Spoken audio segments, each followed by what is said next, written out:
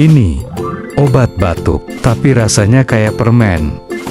Padahal ini herbal asli nenek moyang. Cuma butuh 3 bahan. 1. Jahe bakar 1 ruas. 2. Madu murni 2 sendok makan. 3. Perasan jeruk nipis 1 buah. Campur, aduk, diamkan 10 menit. Simpan di kulkas.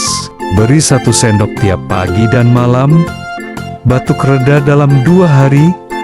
Dan yang paling ajaib, anak-anak suka.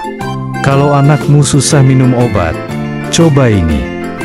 Share ke teman, kerabat atau anggota keluarga, agar bisa juga merasakan manfaatnya.